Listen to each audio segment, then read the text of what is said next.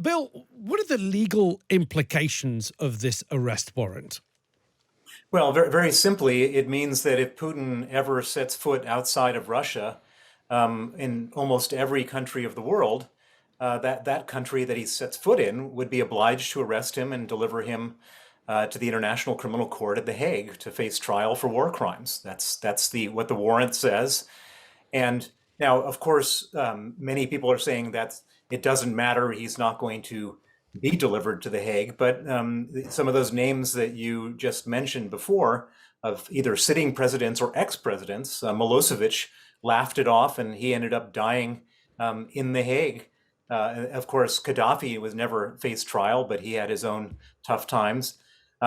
This is really a significant moment. It's a watershed moment, I would say, because for the last 22 years, everyone's been tiptoeing around Putin, who has been committing these types of crimes consistently, and treating him like a legitimate head of state. Now we've labeled him as a criminal, and that's very important. And you saw what the reaction from the Kremlin has been. They've called it outrageous, unacceptable. I think one of their previous prime ministers basically said that the paper that it was written on was only worth for one thing, and then he had a toilet paper emoji after that tweet. Are they rattled by this, or is it business as usual in the Kremlin? No, they're definitely rattled. I mean, first of all, it's a major slap in the face. It's a total sign of disrespect.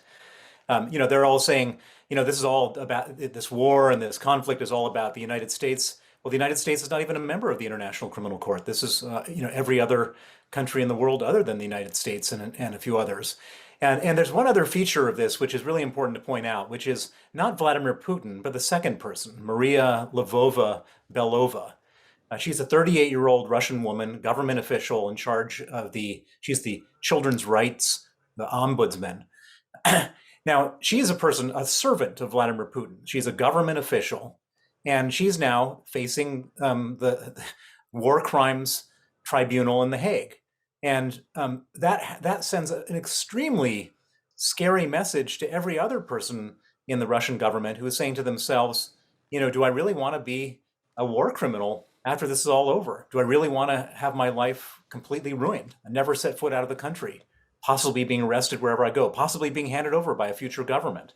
It's a very, very powerful message, and it doesn't come from one country. It comes from the International Criminal Court, which is a very robust and scary organization. Bill, this, of course, is on top of all the other sanctions that have been imposed on Russia. Just over a year since they were imposed, how do you think Russia has been affected? Some people are saying, well, look, at the time that those sanctions were imposed, we were expecting Russia to sort of be crippled by them, for the people to suffer so much that they themselves would rise up and want a regime change in their own country. Hasn't quite panned out like that. Well, I think there's a lot of different ways of looking at it. So if the expectation was that these people would rise up and overthrow Putin, that was a naive thought, and that was never going to happen. However, it's wrong to say that these sanctions are not devastating. They're absolutely devastating. More than 60% of the Russian central bank reserves, $350 billion, has been frozen in the West. Exports of almost every technology have been stopped. You have almost every Western company has pulled out. You have 750,000 highly qualified Russians have fled the country. Oligarchs can no longer have access to their funds.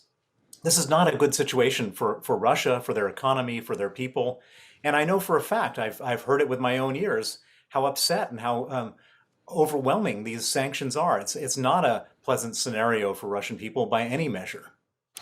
Let's just look forward to next week. President Xi is going to be visiting Russia next week. How much sway do you think he has over Vladimir Putin? Well, I think very little, to be honest, because I mean the only thing if we're hoping, for example, that he's going to convince Putin to stop this invasion, that's not going to happen.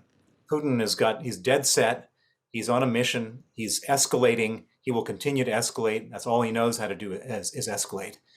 My big fear of this visit by Xi to Moscow is that this may be the beginning of the supply of lethal weapons to Russia to use in the war in Ukraine.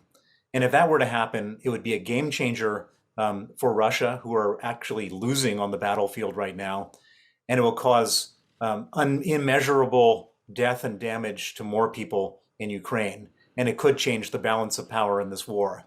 And that's what really worries me more than anything, is that that may result from this visit.